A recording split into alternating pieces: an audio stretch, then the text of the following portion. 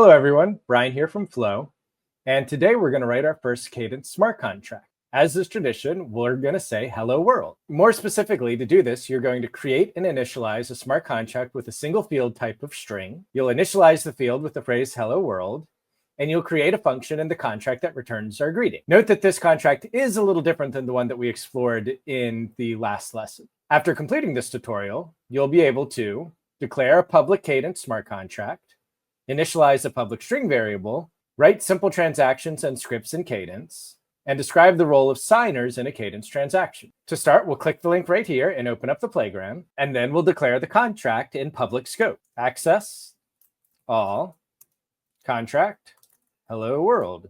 So in this line, we're using the contract keyword to declare a contract, and access all is a part of the access control in Cadence. We'll dive a little deeper into this later, but access is how you determine who or what is allowed to look at or interact with a piece of code, and all means everyone, in other words, public. Unlike other languages, Cadence has very specific and granular controls that you can use to give different people or addresses different access to different parts of your programs and digital properties. Next, we'll add a public string variable, access all, to make it public. And if you're a JavaScript programmer, I apologize, but Cadence uses a pattern similar to Swift and languages like that, where the let keyword is used to declare a constant.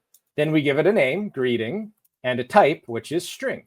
Notice that we have an error here. This is expected, and it's getting cut off. But if we move it down a little bit, we can see that we're missing the initializer field for greeting in the type hello world. In Cadence contracts, constants at the contract level are declared up at the top where you would expect, and they're always initialized in the initializer function. This is a deliberate decision to avoid confusion by making it so that there's one and only one place where you can initialize these kinds of constants. You'll find that Cadence has many thoughtful decisions similar to this in its language design. So let's add that function. Init is the keyword for the initializer. It can have parameters that accept arguments, but we don't need any here. So we'll just add our brackets and say self.greeting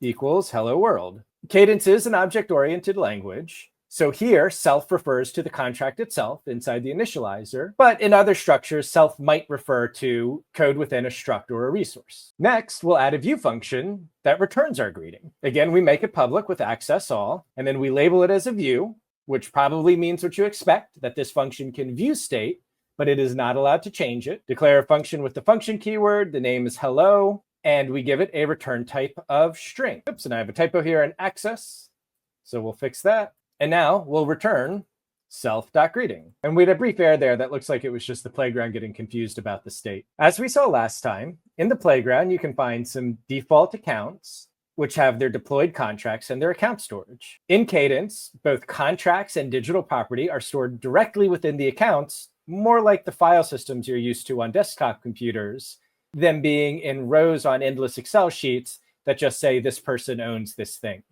But the actual property is sometimes in a central pool where it's vulnerable. To deploy the contract, we'll go back to it, click the deploy button, and wait a minute for it to finish deploying. Once that's done, we can see that it's here now in account storage, and the contract is available and on the network, or in this case, inside of this ephemeral sandbox that won't exist outside of this saved project area. Now that we have our contract and we have our function, we need to call it. And in Cadence, that means writing a transaction. For something simple like this, it does seem a bit redundant. But again, the advantage here and the incredible superpower of Cadence is that you can write your transactions in Cadence and make them very complicated, which means you can add or change features after the contract is deployed to change how you interact with that contract without compromising the security of the contract itself. But again, this is a first exercise, and so you always have to do things that feel a little silly here because it's not a full real-world example. For this transaction, we first need to import the contract. So you import contracts with the import keyword, makes sense, the name of the contract, and then the address in which you're importing it from. Another really neat feature about this is that whether through the tools built into the playground or the config when you set up your local development environment, static analysis can actually detect whether or not the contract is there. So if I mouse over this, it says we cannot find declaration hello world in that address .hello world. In other words, address 06, and that namespace hello world doesn't exist.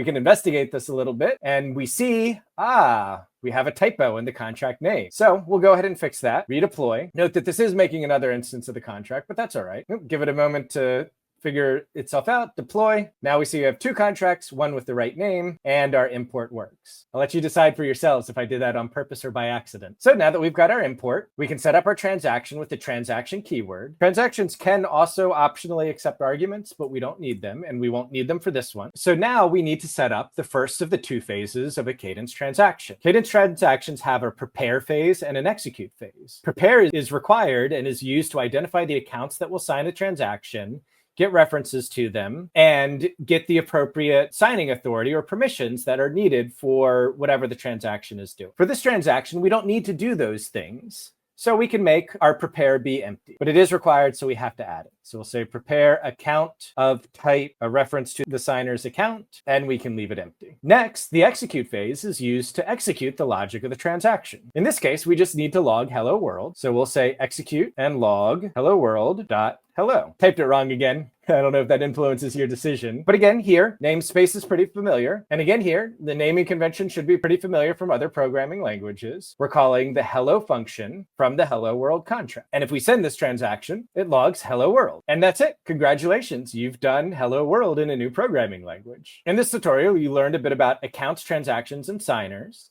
You implemented a public contract that has a string field initialized with the value of hello world using the init function, and you wrote a transaction to call that function. Thanks for watching.